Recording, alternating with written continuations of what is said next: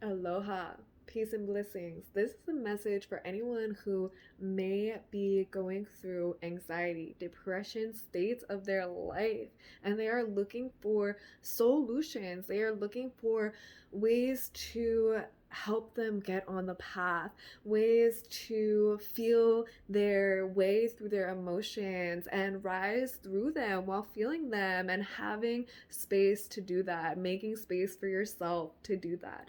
So today I just want to talk to you about ways and tools, actionable tools that you can take right after listening to this into your life and implement during these states of awareness. So these words can only teach so much. Let me just say that right here, right now. These words can only teach so much. They will not be your experience. They will only teach you what you can absorb right now for whatever you're receptive to. So allow yourself to tune your receptivity in, be open to receive. We are open to receive this message. We are open to receive this message so that we can implement these tools that I have taken into my life to overcome states of deep depression where I have had anxiety states in my life as well. Not to say that I do not get those ways still. It comes around. It's a cycle which I go through, which I communicate to people, which I honor, which I respect, because this is something that we as humans go through as a cellular process. And I can go deep into that, but that's not what we're talking about here today.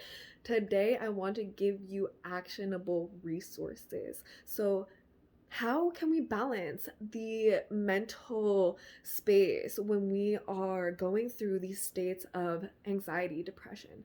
First, let's look at them for what they are, okay? These are emotions that we are feeling, and we do not have to coin them in any negative term. We are feeling them. You don't have to beat yourself up for feeling that way. You don't have to feel like you shouldn't feel this way. You are feeling this way, and let's honor it. Let's start there. Let's honor these emotions, okay?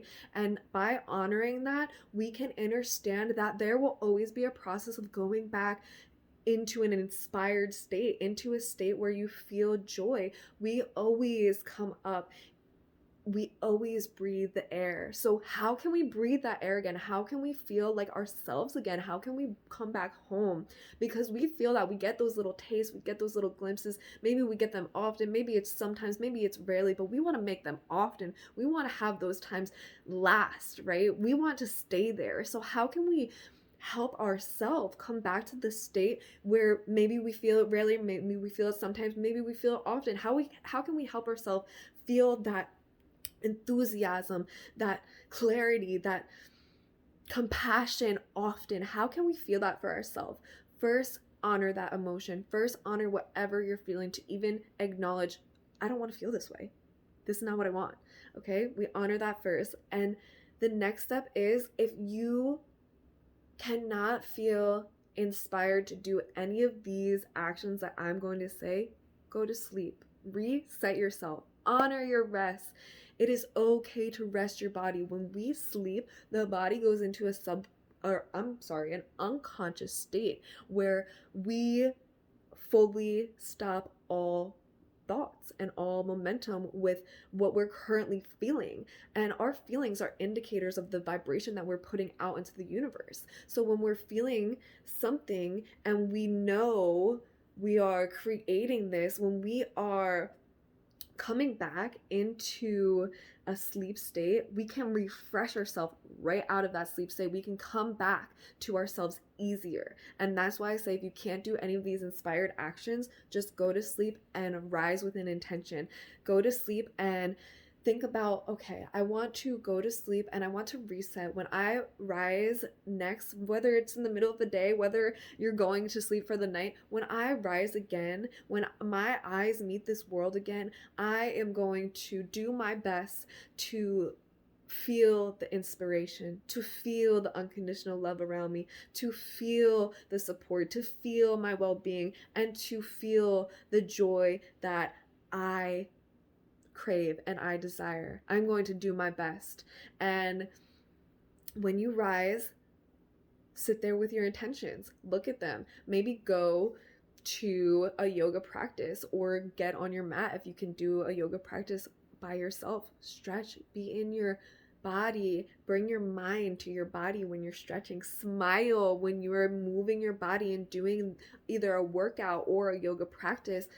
Be smiling because you're enjoying the benefits that it is bringing to your body. And when you're smiling, you're actively getting into the mental space that is uplifting your body, that is increasing those endorphins that are already moving through the bloodstream. So these are the inspired actions. You can do this upon rising every day. You can do this at any time you feel anxiety. You can do this at any time you're feeling low. You can do this whenever you reset yourself after a nap. You can do these things at any time, and these will boost yourself to prevent anxiety states or to manage them, to manage that depression state, to manage that anxiety state. We can go to the yoga mat. We can go to a meditation practice within, either at the altar, in your bed, sitting on a guided meditation on your phone, internally, whatever is in your practice, whatever brings you back here, right? We can do breath work. Breath work is a beautiful, beautiful way to get right into the parasympathetic nervous system. So I'm going to give you a breath count right here that is directly designed scientifically to get into the parasympathetic nervous system, because when we are inhaling twice as long or longer than the exhale, we are increasing the energy in our body, or we are stressing the body out. So stress can create anxiety. So we may be unconsciously creating our own anxiety by having wrong breathing patterns. So being proactive and preventing this short breath by your inhale being longer than the exhale, which can bring you into a hyperventilative state that can bring you into anxiety and so on and so forth. We know this now. We understand that our breath directly relates to our parasympathetic nervous system, which goes to the control room of the flight or fight response. I always have to say real slow, y'all, because I always jumble it up. So that breath, is creating you anxiety when you are breathing faster, when you're creating more breath. So we inhale 1, 2, 3, exhale 6, 5, 4, 3, 2, 1. And that directly gets into your parasympathetic nervous system to calm you down, to bring your body to homeostasis. Do this until you feel better. Do it for minutes. Do it for a minute. Do it for 8 breath counts. Do it for 100 breath counts. Do it until you feel inspired to do something else. Inspired to maybe cook a delicious plant-based meal, which can also bring you great balance and great homeostasis, along with going and getting yourself a fresh green juice, which brings a balance directly into your blood, into your system that is working, your lymphatic system, your organs, everything. Drink a green juice when you are feeling these anxiety states, because it will balance you on a cellular level. Do meditations, practice mantra, write down affirmations, read sacred work. Don't scroll. Don't indulge in any other energy other than a resource that is helping you gain. Because when you're going on a social media, you are gaining so many different resources. You're not in control of what you're getting. So when you are directly going to a book, you know what you're getting. When you go directly to a podcast, you know what you're getting. And go to something that is going to ignite your inspiration, something that you're just genuinely interested in. And if none of this interests you right now, when you're in a state of anxiety, go to sleep. Go to sleep, reset yourself, and start with affirmations, breath work, stretch, work your body out, be one with your body.